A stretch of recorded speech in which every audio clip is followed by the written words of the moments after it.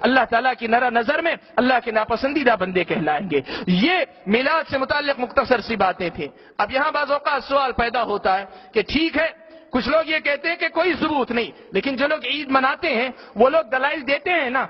کچھ آیتیں یا کچھ احادیث پڑھ کر سناتے ہیں نا کہ اللہ کے نبی صلی اللہ علیہ وسلم کی زندگی میں ثبوت ملتا ہے۔ تو آج آپ کے سامنے ایسے بعض دلائل کا بھی تذکرہ کر دیتا ہوں، دیکھیں پتہ چلے گا آپ کو، ذرا جائزہ لے کر دیکھیں اور انصاف کے ساتھ، کسی جماعت جمعیت کی بات نہیں، مسئلہ سمجھیں آپ، مجھے اور آپ کو اپنی آخرت سنوارنی ہے، مجھے اور آپ کو اللہ تعالیٰ کے سامنے جا کر جواب دہی کرنی ہے، دنیا ہم سے خوش ہو یا ناراض ہو، دونوں کے دونوں ہمارے کچھ کام آنے والے یا ہمارا کچھ بگاڑنے والے نہیں، جو ہوگا ہمارے اور اللہ تعالیٰ کے درمیان ہوگا، میرا معاملہ میرے اور میرے رب کے درمیان ہوگا، آپ کا معاملہ آپ کے اور آپ کے رب کے درمیان ہوگا۔ دیکھیں جو دلائل دیے جاتے ہیں کہ واقعی اس کے اندر اس کی گنجائش ہے کہ عید منانی چاہیے کہ نہیں، یہ آپ ذرا دیکھیں، کچھ دلائل کا تذکرہ کر کے میں ان کا جائزہ آپ کے سامنے پیش کر دیتا ہوں۔ سب سے پہلی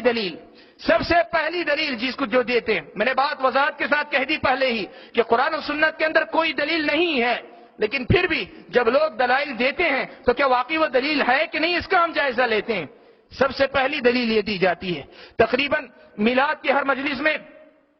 اس دلیل کا تذکرہ ہوتا ہے، اس واقعے کا تذکرہ ہوتا ہے۔ دلیل یہ دیتے ہیں کہ روایتوں میں یہ بات آتی ہے کہ حضرت عباس رضی اللہ تعالیٰ عنہ نے خواب دیکھا، ابو لہب جو اللہ کے نبی صلی اللہ علیہ وسلم کا چچا تھا، دشمن تھا نبی کا، کفر کی حالت میں انتقال کر گیا، مر کر ختم ہو گیا ابو لہب۔ اس کے انتقال کے بعد ان کے بھائی اور نبی کے دوسرے چچا حضرت عباس رضی اللہ تعالیٰ عنہ نے خواب دیکھا، خواب میں ابو لہب کو دیکھا تو پوچھا ابو لہب سے، حضرت عباس کا خواب بیان کرتے ہیں کہ حضرت ابو لہب سے پوچھا کہ بتاؤ تمہارا کیا حال ہے، مر کر اللہ کے پاس گئے ہو، نبی کے دشمن تھے، کیا معاملہ ہے؟ تو ابو لہب نے کہا کہ بہت برا حال ہے، بہت بری حالت ہے، نبی کی مخالفت کی وجہ سے بڑی سخت سزا میں مبتلا ہوں، لیکن یہ میرے ساتھ اچھائی ہوتی ہے کہ ہر پیر کو مجھ پر میرے ساتھ دو معاملے ہوتے ہیں۔ ایک معاملہ یہ ہوتا ہے کہ مجھ پر عذاب کو ہلکا کر دیا جاتا ہے، پیر کے دن عذاب کو مجھ پر ہلکا کر دیا جاتا ہے، اور ایک پور کے برابر، انگلی کی ایک پور جو ہوتی ہے اس کے برابر میں اپنے منہ میں انگلی ڈال کے چوس لیتا ہوں تو اتنا پانی مجھے مل جاتا ہے، اس سے پیاس مٹا لیتا ہوں، اور مجھے جو ہے پیر کے دن عذاب ہلکا کر دیا جاتا ہے۔ اور اس کا سبب یہ ہے کہ محمد جب پیدا ہوا تھا،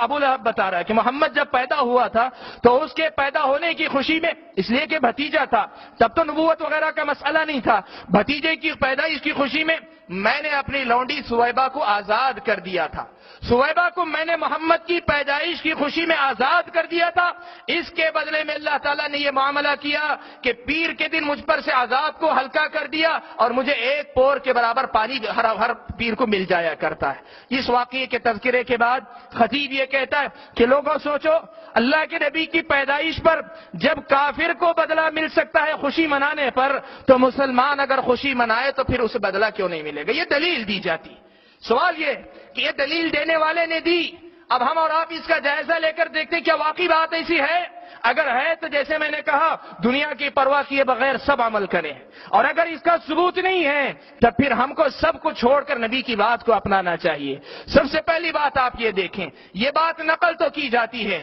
یہ بات حضرت عباس سے نقل کی جاتی ہے، کوئی بھی بات حدیث یا صحابی کی بات اگر نقل کی جاتی ہے تو اس کے لیے سند ہونی چاہیے، اس کے لیے سلسلہ وقت تک نہیں مان سکتے اور ماننا نہیں چاہیے جب تک کہ میں اس کی سند نہ دوں، میں یہ سند نہ دوں کہ میں نے کس سے سنا، اس نے کس سے سنا، یہاں تک کہ یہ صحیح سند نبی اکرم صلی اللہ علیہ وسلم تک پہنچے یا واقعہ جس کا ہے اس تک پہنچے۔ آپ کو یہ مسئلہ بیان کروں، اس واقعے کی جو سند ہے وہ مرسل ہے، مرسل کا مطلب ہوتا ہے ضعیف ہے، قابل بھروسہ نہیں ہے، یہ ضعیف سند ہے، اور ضعیف سند سے آنے والی بات قابل بھروسہ نہیں ہوا کرتی، قابل بھروسہ نہیں ہوا کرتی وہ بات جس کی سند کمزور ہے۔ یہ پہلی بات ہے۔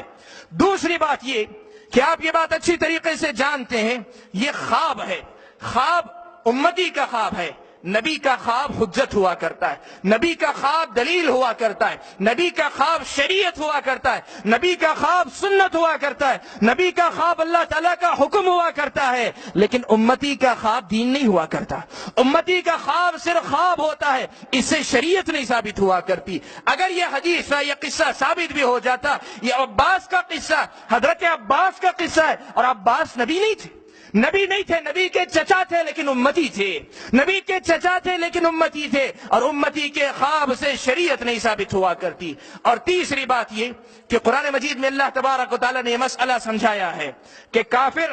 اگر کفر کی حالت میں مر جاتا ہے تب پھر اس کے سارے اچھے اعمال اللہ تعالیٰ برباد کر دیتے ہیں، اس کے اچھے اعمال کا کوئی اعتبار نہیں ہوتا۔ اللہ تعالیٰ نے فرمایا وَقَدِمْنَا إِلَى مَا عَمِلُوا مِنْ عَمَلٍ فَجَعَلْنَاهُ هَبَاءً مَنْثُورًا۔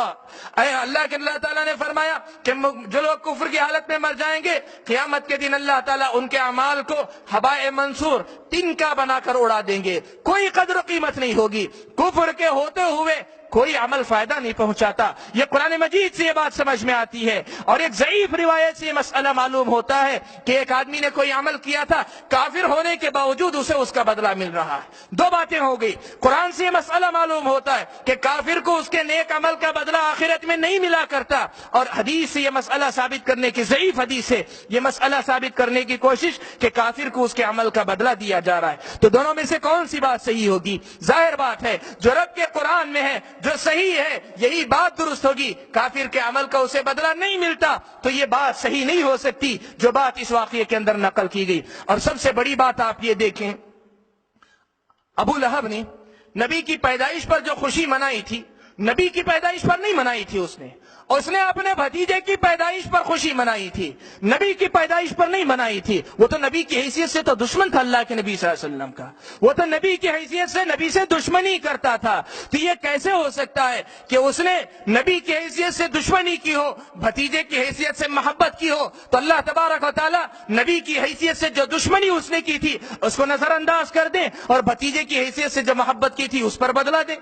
یہ غلط بات ہے، غلط بات ہے، یہ کوئی صحیح واقعہ نہیں ہے۔ لوگ اس کو سمجھتے نہیں، چونکہ علم نہیں ہے، لوگوں کے پاس سمجھ نہیں ہے، یا چونکہ اللہ کے نبی صلی اللہ علیہ وسلم کی محبت کا نام لیا جاتا ہے اس لیے لوگ دھوکے میں آ جاتے ہیں۔ ورنہ حقیقت یہ ہے کہ اس واقعے میں ایسی کوئی بات نہیں جیسا آپ نے دیکھا جس سے پتا چلے کہ یہ عید منانی چاہیے۔ ایک دلیل یہ دی جاتی ہے، دوسری ایک دلیل کا بھی تذکرہ کروں، ایک اور دلیل دی جاتی ہے۔ اللہ کے نبی صلی اللہ علیہ وسلم کا ایک معمول تھا کہ اللہ کے نبی صلی اللہ علیہ وسلم ہر پیر اور جمعرات کا روزہ رکھا